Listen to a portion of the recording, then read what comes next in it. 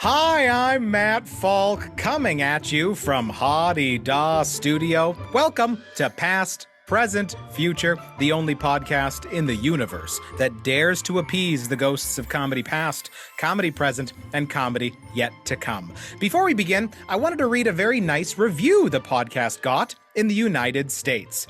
Quote, I've always enjoyed Matt Falk, but listening to him talk with other comedians giving a behind-the-scenes experience makes this a must-listen to for stand-up comedy fans. Thank you very much for that review, and thank you to everyone who has rated, reviewed, and subscribed to us. It really helps other people find the show. And speaking of the show, let's get on with it. My guest today is a stand-up comedian, writer, and actor who is smart, surprising, and hilarious jokes have made him a mainstay and a favorite in the comedy scene. He's a regular host at Rumors Comedy Club in Winnipeg and frequently headlines the club too. He's a member of the popular sketch comedy group Hunks, which the Winnipeg Free Press said was funnier than most good episodes of Saturday Night Live, and is opened for Bruce McCullough from Kids in the Hall.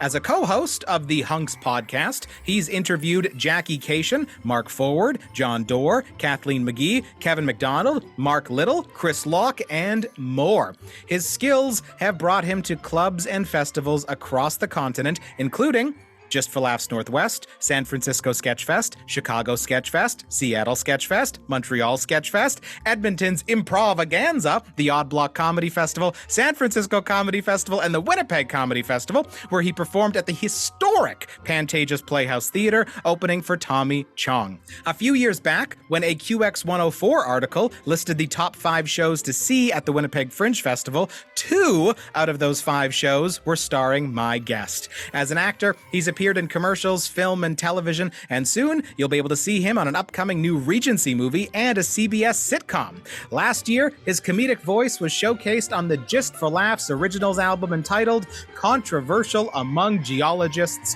Please welcome Matt Nightingale. Hi, Matt. Matt Falk, what an intro. That was incredible. That covers more time than I think my act does. Yeah, that's it. That's all the time we have for it, actually.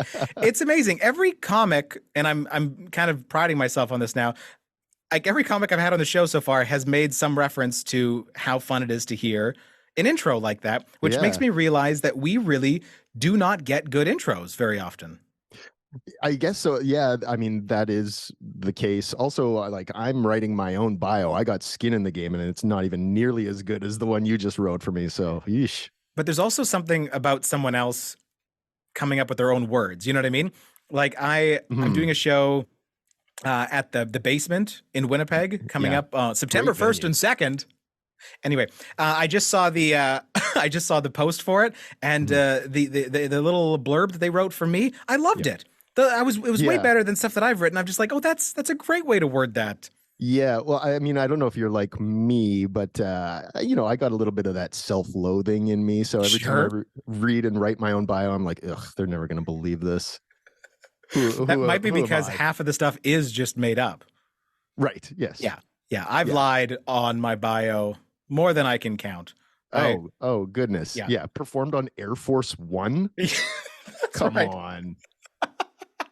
That one was true, but it was accidental. I wasn't supposed to be on the plane.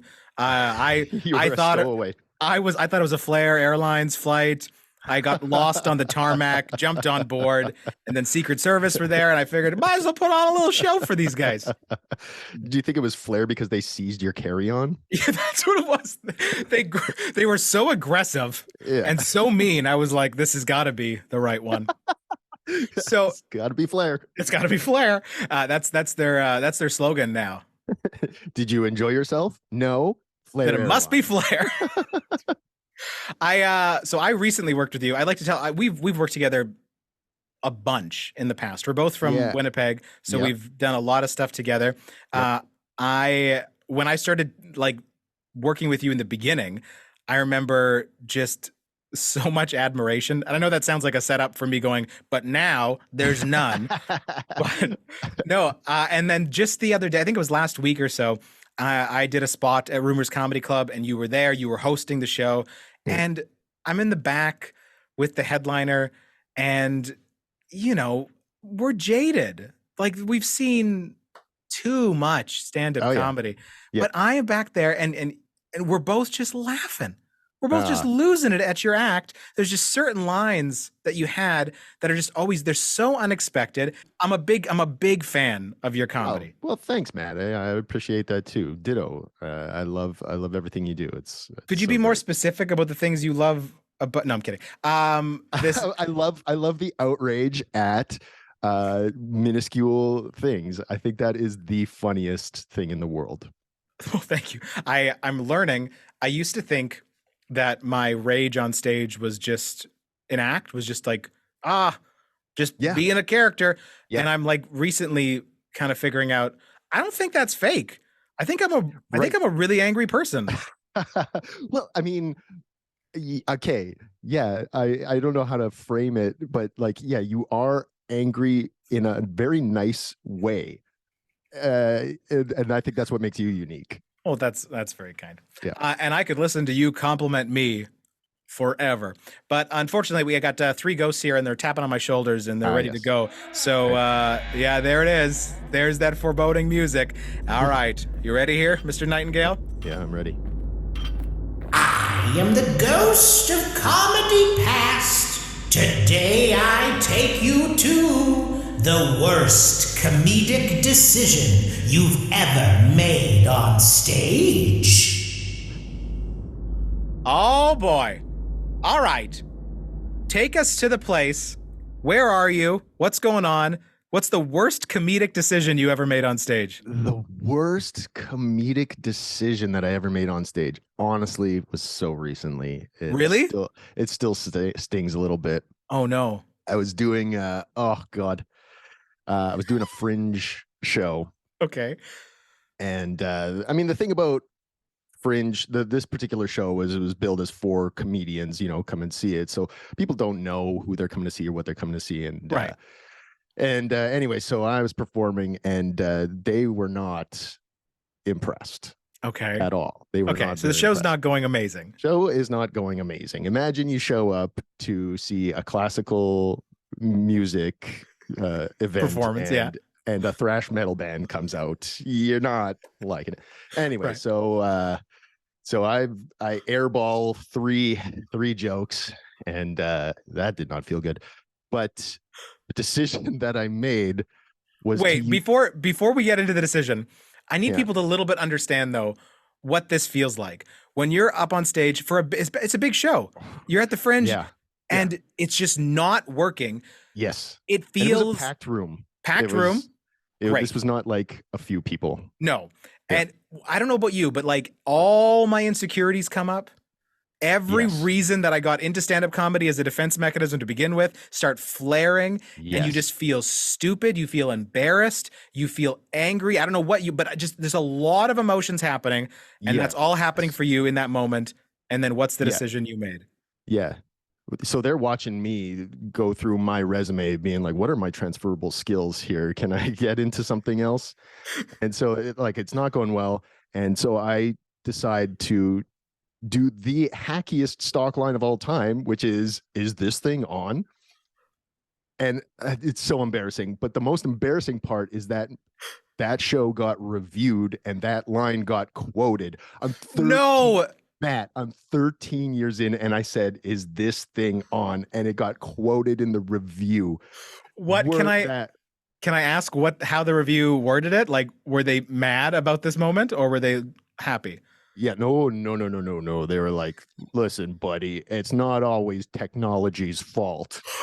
So I was like, "Oh God, no!" It's one thing, I've bombed, and that's fine if you can leave it in the room. But then when 100%. your name is out in cyberspace and it's quoted, and Yeah. your name is like, and in particular, I was like, "Ugh, oh well." That's the thing about comedy is that it is not an exact science. I don't know what No. like, people still don't quite understand that.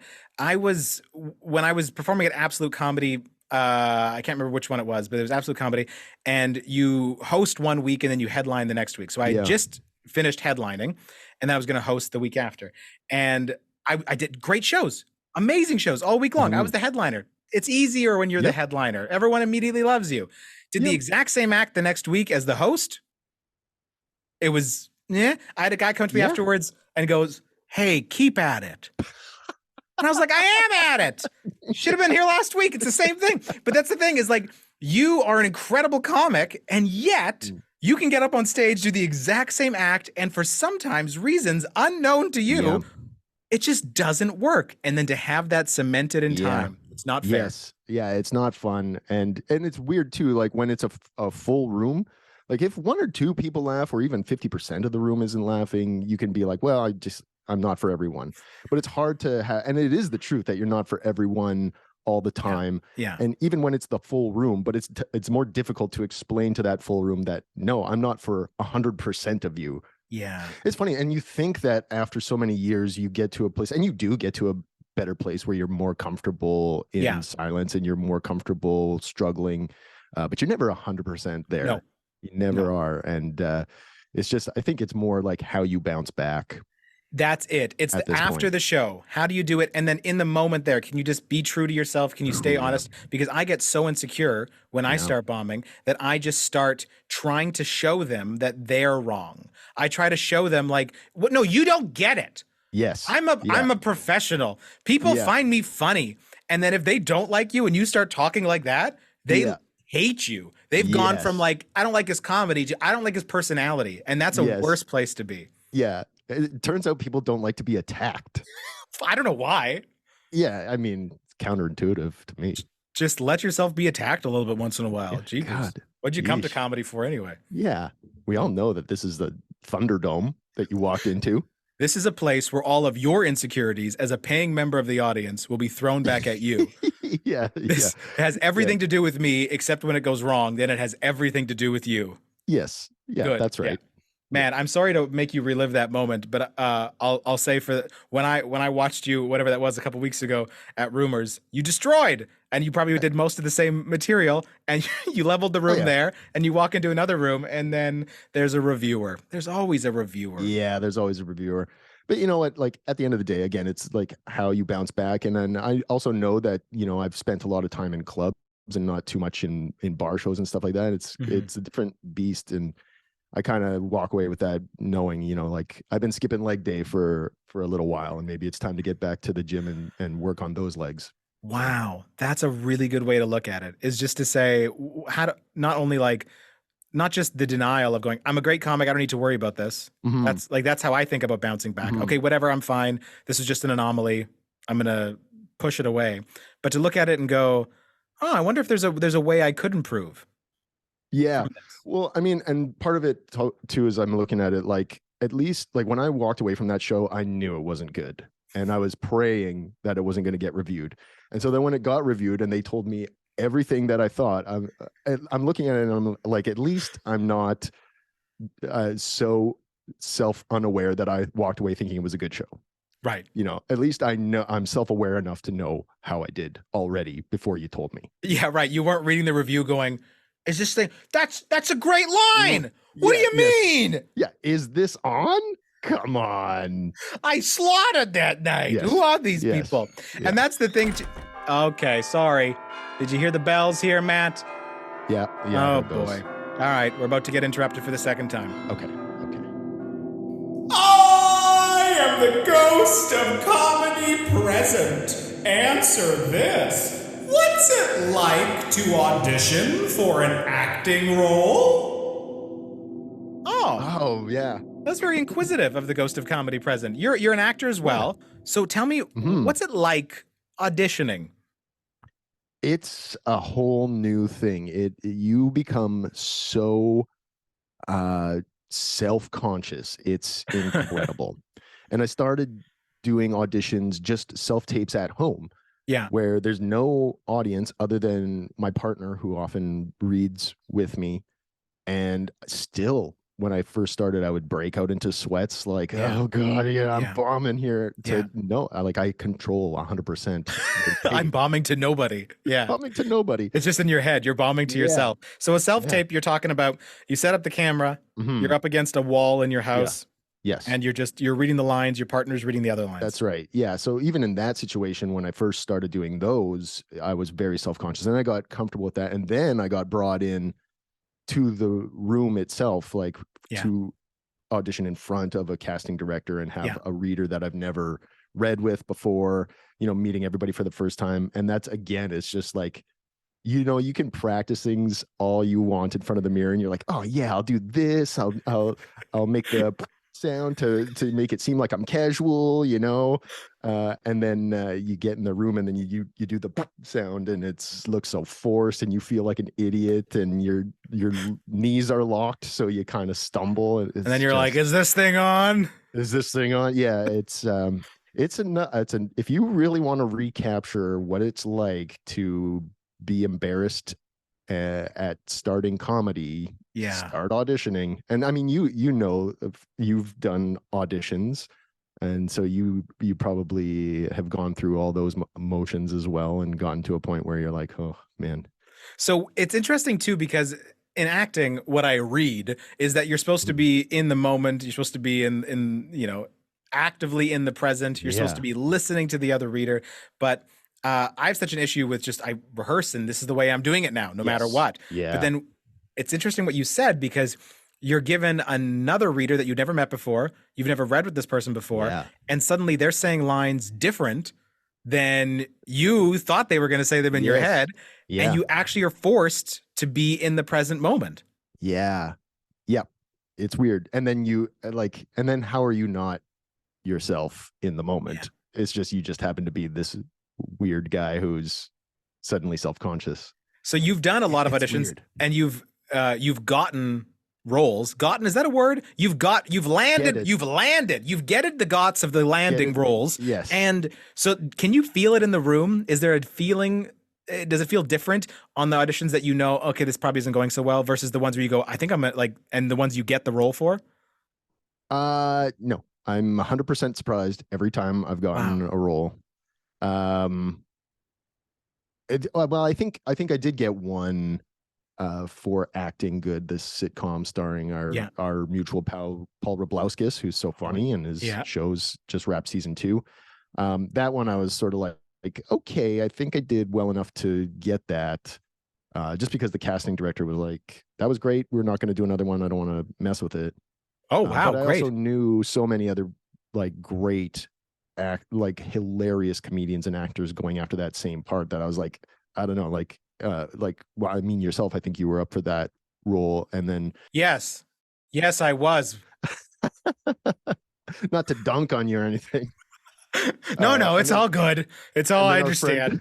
Aaron Murky was in the audition room right after me, and I was like, oh man, this guy's so funny in the moment, and he's got so much experience. So it was surprising to get that, and who knows what they're looking for most of the time, right?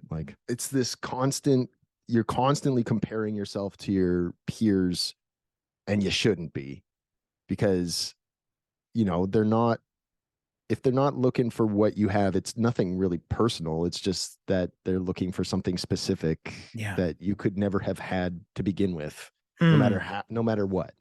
They're looking for, exactly. By them saying no to you, they're not saying you're a bad actor, I don't like you. What they're saying is, that's not who I had in mind. That's right. I had someone different. I had something different in mind. So since you've gotten the get of the landing roles, what is that one piece of advice you would give to an actor going into an audition? Oh man. I mean, I think, just be as prepared as possible, learn your lines, because for me, and this goes for stand-up too, is I'm never more comfortable than when I know 100% my lines. Yes. And that's when I can play. Yeah. And so if I'm not sure what the next joke is, if I don't know my set list, if I haven't memorized it, then I'm not going to be fully available to play. That's exactly. I think that's the key. That's really good. Yeah. Be in the be prepared so that you can be in the moment. That's right. Yeah. Yeah. That's good, because something is going to happen on the night that's going to throw you off. And if you don't know the act backwards and forwards, if you don't know your piece backwards and forwards, it's gonna mess you up. Yeah. Yeah. And you don't want to get caught, because you can see in somebody's eyes when they're caught in the back of their head trying to think about what's next. What is that look? Could you quickly give us that look? Yeah, I read that look seems very familiar to me. I feel like I've seen that a lot every time I look in the mirror. Yeah, that's it. Yeah. Okay. Yeah. Good. I'm Yeah. gonna take a screenshot of that and then just make sure I'm not doing that constantly. That's it right there. That's my look. Mhm. If that look could be a word, it would be the title of my autobiography. Yes, that's what I look like every year at H&R Block.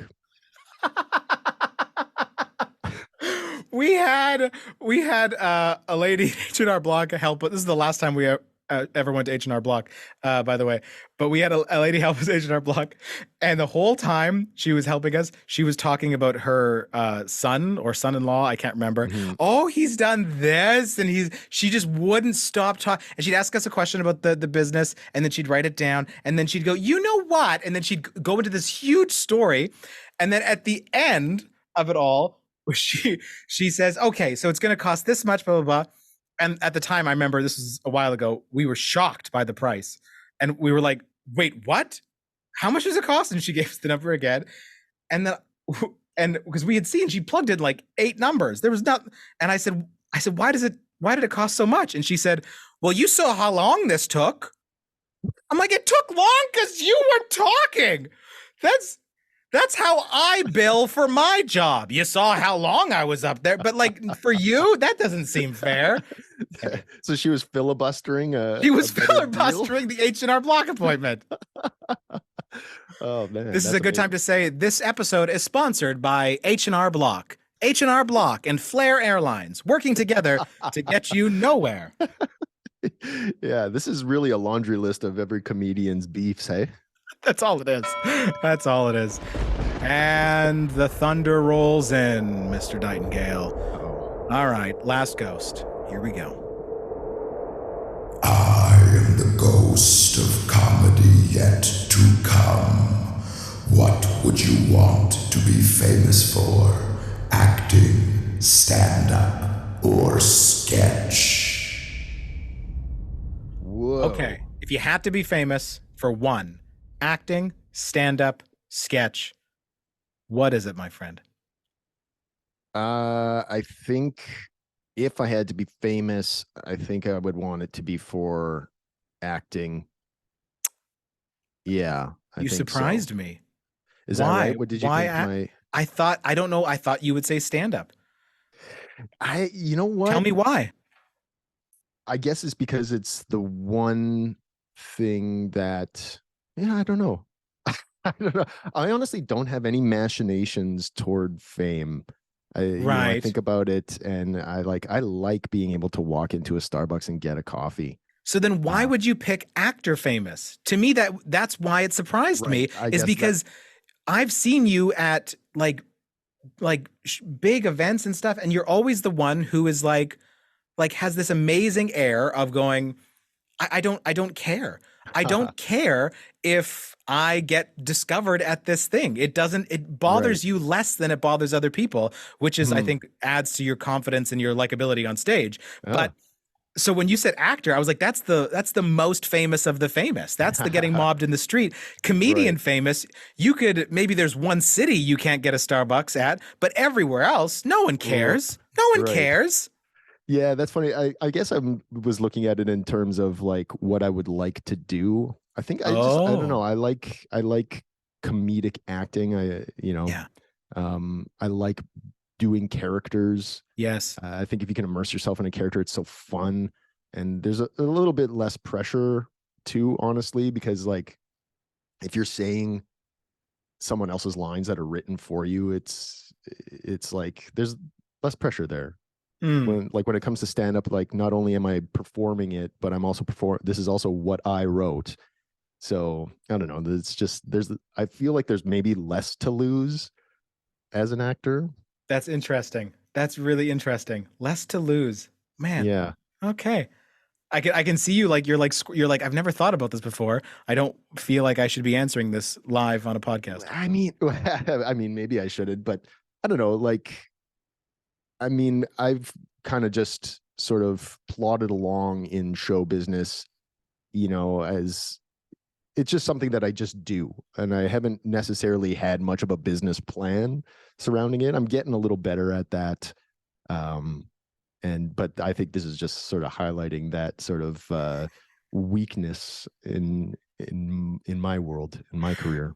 Well, that's an interesting segue because, as you know, these ghosts didn't bring you to these locations by accident. They had a purpose. They had a vision in mind. They wanted to teach you something. So after you've been on this journey now, Matt Nightingale, what have you learned? What is the lesson that the ghosts have taught you?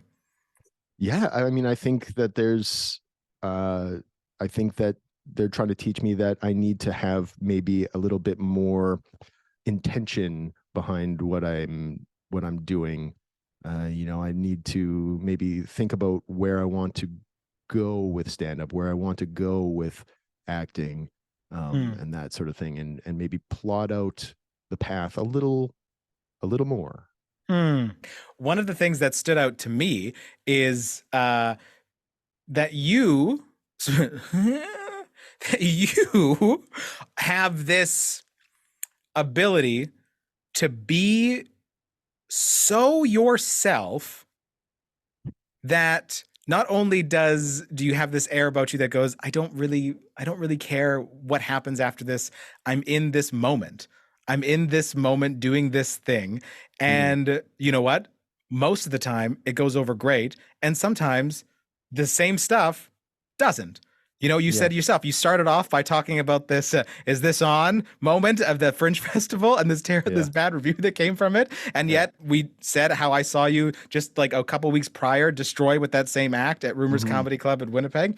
And yet it doesn't really matter. You have this innate talent, this innate ability. You walked into an audition. You don't know. You always feel like this isn't going to work. I'm just I'm just being myself. And here I am. But then all of a sudden, boom, it does. You have this. There's something about you. You're saying you're not planning far ahead, and maybe that's still a good thing to do. But at the same side, you have such, you're so yourself that it's been enough to carry you this far and to keep pushing you even further, because there's something about Matt Nightingale that is so likable and so wonderful that whether or not you've planned for it or whether or not, whatever, the audience is gonna latch on, and those people that love you are gonna find you. Good golly, Matt, that is the nicest thing I think anybody has ever said to me.